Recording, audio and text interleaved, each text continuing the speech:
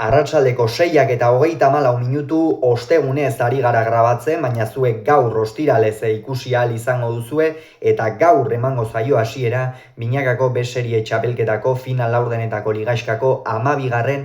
jardunaldiari. Gaur hasiko da Irungo Urantzu pilotalekuan eta igandean amaituko da Gasteizko Hogetan. Norgehiagokekin eta pronostikoekin sartu aurretik gogora ezagun bizi-bizi nola dagoen une honetan sailkapena. Dario eta Loza dira sailkapenaren buruan 9 punturekin, bigarren Murua eta Gabirondo 8rekin, 7rekin hirugarren Peña eta Salaberri, 4. 6rekin Salaberria eta Gaskue, 5.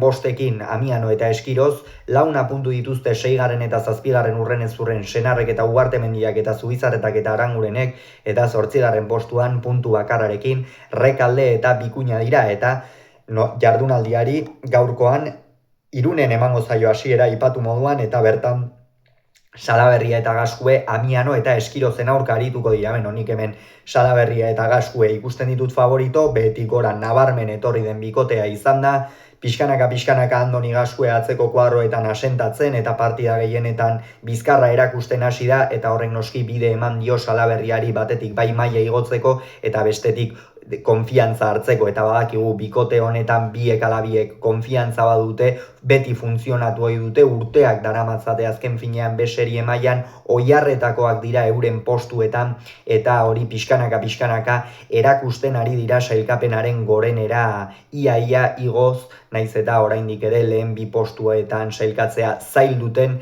eta postu hori ere garesti izango duten. Hala ere, lehengo astean Amiano eta Eskirozek garaipen oso garrantzitsua eskuratu zuten, batetik irabazi egin zutelako noski, eta ezinbestean irabazi beharra zeukaten ez azpiko borroka horretan jarraitu eta berriro ere krisialdia mantentzeko, baizik eta liderrei Dari hori eta Lozari bikote bezala orain arte behintzat ez zuten partidarik galdu. Gogora ezagun Lozak galdutako norgehiagoka bakarra hain zuzen ere Amiano eta Eskirozen aurka izan zela, baina orduko hartan Julen Egigurenek ordezkatu zuen Munitibarren Dario bera, eta lehengo astean berriz oso bestelako kontuak izan ziren Hendaiako Daniel Ugarten, eta bertan aipatu moduan Amiano eta Eskiroz nagusitu ziren.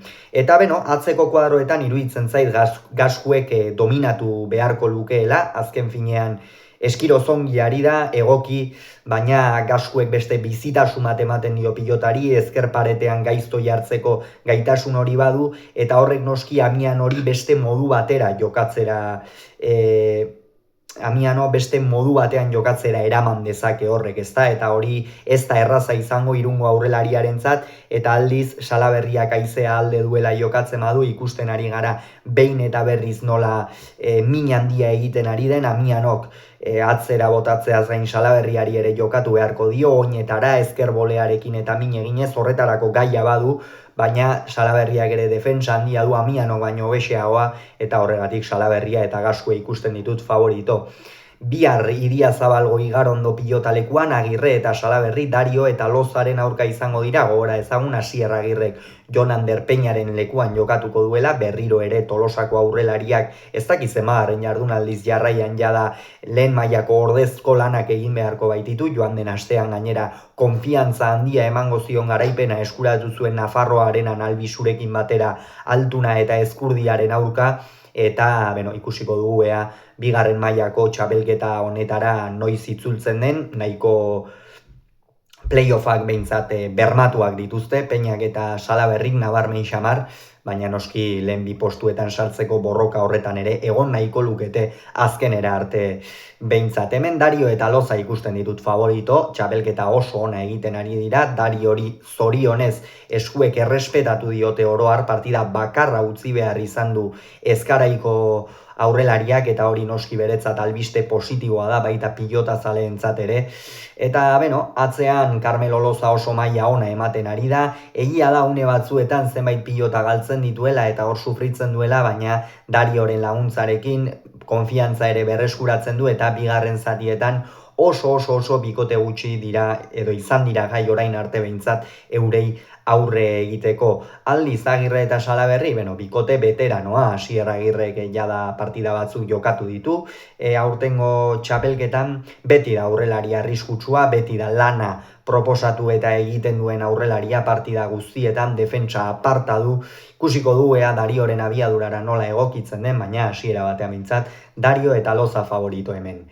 Gernikan, Santanape pilotalekuan, Senar eta Ugartemendia, Rekalde eta Bikuñaren aurka izango dira, Rekalde eta Bikuña ia kanpoan daude, abaguneren bat edo aukeraren bat izan nahi badute partida hau ezinbestean irabazi beharra daukate, baina oso zail dute izan ere Gasteizen sekulako pasara eman zieten Senarrek eta Ugartemendiak, enaiz gogoratzen bostean edo seian utzi zituzten, baina tanto aldea behintzat ikeragarria izan zen partida horretakoa, eta hemen atzean teoria mailan indarrak nahiko berdinduta egongo dira, aurrean Senarrek ikusiko duea erritmoa ezartzerik daukan, Sotamanoz eta pilota luzatzen eta Inigo Bikuña deseroso edukiz, Ugartemendia ea zenolako erregulartasunarekin aritzen den, eurentzat ere oso partida garrantzitsua baita, irabazi ezkero aurrera pausoa emango bailukete, inolako zalantzari gabe playoffetan sartzeko, eta bestela galdu ezkero berriz, horre sufritzen arituko lirake. Hala ere, Senar eta Ugartemendia hemen favorito.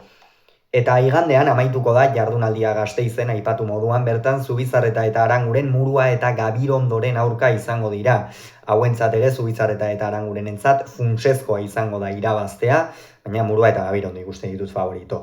Bikote, bikaina osatzen ari dira, batez ere txapelketa amaiera honetara Arkaiz Gabirondo eskuak larri edukitzetik eta pare bat partida guztetik maila oso honean itzuli da, Gazteluko atzelaria Murua txapelketa bikaina egiten ari da, lehen mailako lehen ordezkoa izateko Darioren baimenarekin behintzat postu hori irabazten ari da, nahiz eta oraingoz zorionez aspek ez duen horretarako beharrik izan, eta hemen behintzat Murua eta Gabirondo ikuste ditut favorito, atzean Gabirondo kolpez gehiago da Aranguren baino, horrek Muruari aurrean abaguneak ekarriko dizkio eta Gasteizko hogetan Ander Muruak min egin dezake iraitzi kostali ezaioke defentsan, eta horregatik ikusten ditut Murua eta Gabirondo favorito.